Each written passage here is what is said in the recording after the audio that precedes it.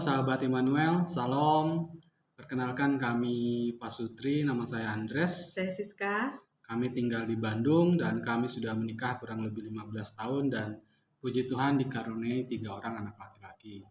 Pada konten kali ini kami ingin membagikan tentang Minggu Paskah dan perayaannya. Jadi kira-kira Minggu Paskah itu apa, di dalamnya ada apa, kemudian sikap apa yang harus kita miliki dalam perayaan Minggu Paskah ini. Jadi yang pertama saya akan menyinggung sedikit saja perbedaan antara Vigili atau malam Paskah dengan Minggu Paskah. Jadi kalau Vigili atau malam Paskah itu adalah kita menantikan kebangkitan Tuhan Yesus, tapi Minggu Paskah ya kita sungguh-sungguh bersukacita karena pada saat itu kita merayakan kebangkitan Tuhan Yesus ya. Jadi yang satu menantikan, yang satu merayakan.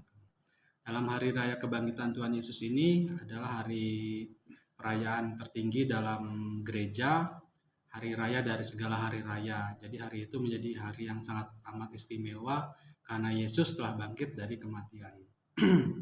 Hari ini juga hari Minggu Paskah ini juga adalah hari kemenangan bagi kita semua karena Yesus yang bangkit telah mengalahkan maut, telah mengalahkan dosa.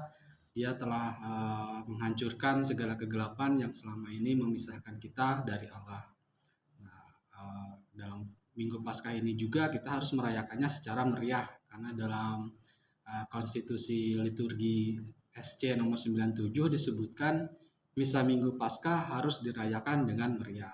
Jadi jangan sampai kita sudah misa malam Paskah bersama keluarga meriah, kemudian hari Minggunya nggak ke gereja karena merasa sudah merasakan nuansa Paskahnya, malah kita pergi liburan atau kemana gitu. Jadi justru pada hari Minggunya ini kita akan merayakan kebangkitan Tuhan Yesus dengan sukacita dan bersama-sama. Jadi Yesus telah mengalahkan dosa, telah mengalahkan maut. Yesus juga menunjukkan bahwa ia sungguh-sungguh putra Allah. Jadi ia tidak mati setelah mengalami sengsara, wafat, kemudian dikuburkan di kubur batu. Dia tidak ada lagi di situ karena dia telah bangkit dan memberikan harapan bagi kita semua. Hal yang kedua, hal yang spesial tentang Paskah adalah puncak iman kita, yaitu kemenangan atas maut melalui kebangkitan Yesus Kristus. Dalam perayaannya terdapat beberapa hal yang istimewa. Misalnya adalah Madah Paskah. Madah Paskah merupakan seruan iman kita yang sungguh percaya bahwa Kristus Yesus telah bangkit dari mati menjadi Raja Pemenang. Madah Paskah juga merupakan madah yang wajib dinyanyikan sebelum Haleluya. Dalam teks bahasa Indonesia, bisa kalian lihat dari Puji Syukur nomor 518. Dan jika ingin lebih tahu tentang nadanya, bisa dilihat dari YouTube ya. Selain itu, ada hal yang membedakan perayaan Ekaristi pada Minggu Paskah dengan perayaan Ekaristi pada hari Minggu atau hari raya lainnya, yaitu digantinya seruan tobat dengan pemercikan air suci. Air suci yang digunakan untuk memerciki umat adalah air yang telah dikuduskan pada perayaan malam Paskah. Kemudian dalam perayaan Minggu Paskah, kita akan mendengarkan bacaan Injil yang diambil dari Yohanes 20 ayat 1 sampai 9 tentang kebangkitan Yesus. Jadi soal kebangkitan Yesus ini sangat kentara terlihat di ayat 8 dan 9. Saya akan coba bacakan sedikit dari Yohanes 20 ayat 8 sampai 9. Maka masuklah juga murid yang lain yang lebih dahulu sampai di kubur itu.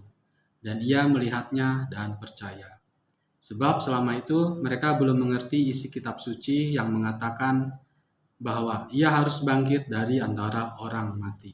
Nah, jadi sudah sangat jelas ya, kubur yang kosong itu menjadi bukti yang nyata bagi kita semua, bagi kita yang mengimani Tuhan Yesus bahwa Tuhan Yesus tidak ada lagi di kubur itu, tetapi dia telah bangkit.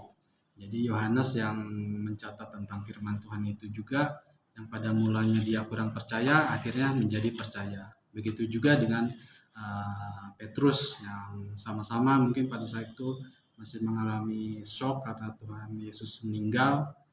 Kemudian dia menemukan jasadnya sudah tidak ada lagi di situ. Tapi dengan kebangkitannya Tuhan Yesus menambah kepercayaan mereka, menambah penuh semangat dan gairah. Jadi sapaan Yesus yang bangkit ini yang menjadikan kita penuh semangat, menjadikan kita menjadi manusia baru untuk menjalani hidup baru. Kebangkitan Kristus juga adalah membuktikan bahwa apa yang dikatakan Tuhan Yesus itu adalah benar. Mukjizat kebangkitannya adalah mukjizatnya yang terbesar. Oke, jadi sikap apa sih yang harus kita miliki dari misteri Paskah ini? Yang pertama yaitu percaya dengan iman bahwa Yesus Kristus sungguh-sungguh mengalami sengsara, wafat dan bangkit untuk menebus dosa-dosa kita semua karena kasih-Nya yang begitu besar. Selayaknya kita mengucap syukur, pujian, dan menerima kasih tersebut untuk hidup baru dalam kebangkitannya. Yang kedua adalah setia beriman kepada Kristus.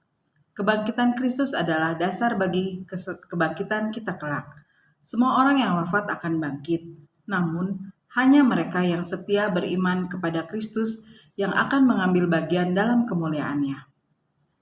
Semoga konten ini membantu kita semua ya untuk memahami Minggu Paskah dan perayaannya.